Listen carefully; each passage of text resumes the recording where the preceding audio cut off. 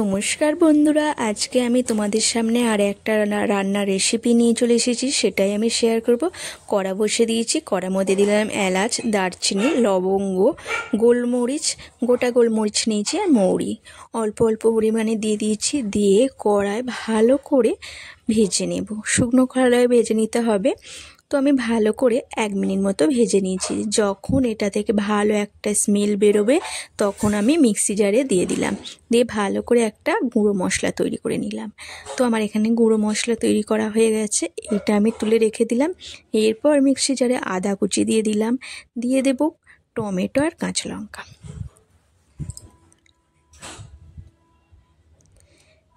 দিয়ে ভালো করে একটা মিহি পেস্ট করে নেব পাতলা। আর দিয়ে দিচ্ছি কাস্তুরি মেথি।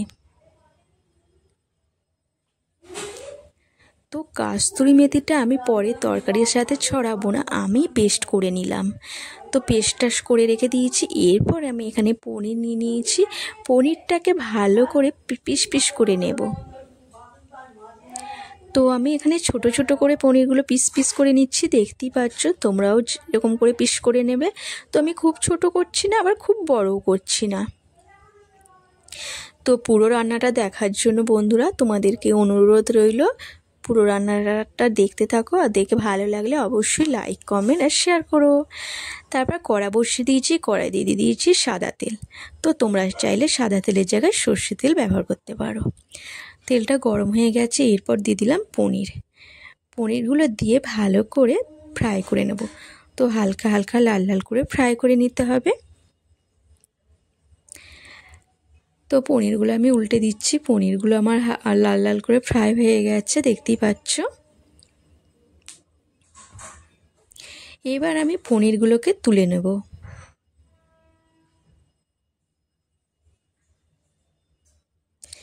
এরপর আমি ছোট ছোট করে অল্প একটা মাঝারি সাইজে আলু কেটে রেখেছিলাম, সেই আলুগুলোকে দিয়ে দিলাম তেলের মধ্যে। দিয়ে তার মধ্যে দিয়ে দিচ্ছি একটুখানি নুন, একটুখানি হলুদ গুঁড়ো, দিয়ে ভালো করে একটা ঢাকা দিয়ে ভালো করে ভেজে নেব। তো মিনিট 2-3 আমার ঢাকা দেওয়া ছিল। তো আলুগুলো আমার লাল লাল করে ফ্রাই হয়ে গেছে, দেখতেই পাচ্ছ। আলুটা আমার মোটামুটি সিদ্ধ হয়ে গেছে। এবার আলুগুলোকে আমি একটা পাত্রের মধ্যে তুলে নেব।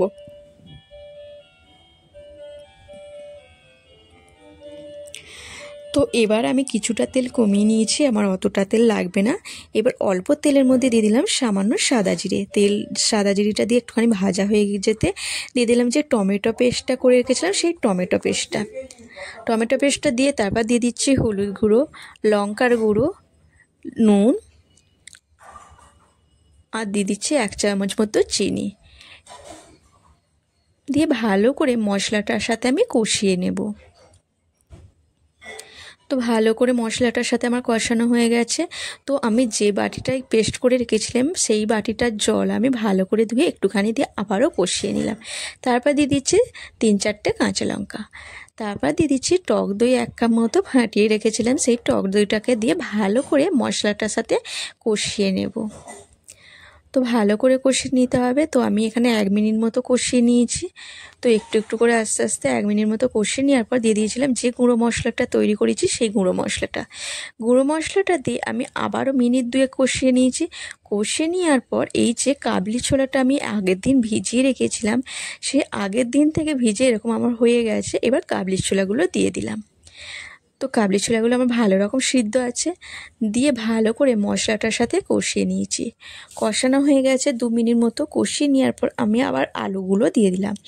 আলু আর কাবলি ছোলাগুলোকে আমার ভালো করে কষানো হয়ে গেছে। যে বাটিটার মধ্যে কাবলি ছোলাটাকে আমি ধুয়ে রেখেছিলাম, সেই বাটির জলটাই আমি দিয়ে দিচ্ছি। তো এটা কাবলি ছোলার জল দিলাম, তোমরা চাইলে পরিষ্কার ফ্রেশ জলও দিতে পারো। আমি কাবলি ছোলাটাকে ভালো রকমভাবে 4-5 বার ধুয়ে তারপর পরিষ্কার ফ্রেশ জলটাতে দিয়েছিলাম, সেই জলটাই আমি এখানে ব্যবহার করেছি। দিয়ে ভালো করে ঢাকা দিয়ে রেখেছিলাম মিনিট 10। তো মিনিট 10 পর ফিরে এসেছি। ফিরে আসার পর একটুখানি কড়াইগুলোকে আমি একটুখানি আলুগুলোকে ঘাঁটা ঘাঁটা করে দিচ্ছি। দেওয়ার পর এখানে পনিরগুলোকে আমি অ্যাড করে দিলাম। তো পনিরগুলোকে অ্যাড করে ভালো করে কাবলি ছোলাটার সাথে মিশিয়ে নিচ্ছি। মিশিয়ে আমি 1 মিনিট মতো গরম করে নিচ্ছি, বেশি ফোটাবো না, কারণ বন্ধুরা পনিরকে বেশি ফোটালে পনিরগুলো শক্ত হয়ে যায়। তাই আমি 1 মিনিট মতো পনিরটাকে গরম করে নিচ্ছি। তারপর ঠিক নামানোর আগে দিয়ে দিচ্ছি ধনেপাতা। তো ধনেপাতাটাকে আমার কুচি কুচি করা আছে, সেই ধনেপাতাটাকে দিয়ে দিলাম, দিয়ে ভালো করে কাবলি ছোলাটার সাথে মিশিয়ে নিলাম। তো বন্ধুরা আমার রান্নার রেসিপিটা তৈরি হয়ে গেছে। তো এবার আমি নামিয়ে নিচ্ছি। এরপর আমি গরম গরম সার্ভ করব। এই তরকারিটা রুটি, লুচি, নান, পরোটা সবের সাথে জাস্ট দুর্দান্ত লাগে। তোমরা বাড়িতে ট্রাই করতে পারো এরকমভাবে, আশা করি খুব ভালো লাগবে। আর আজকের রেসিপিটা যদি তোমাদের ভালো লেগে থাকে অবশ্যই লাইক, কমেন্ট আর শেয়ার করো।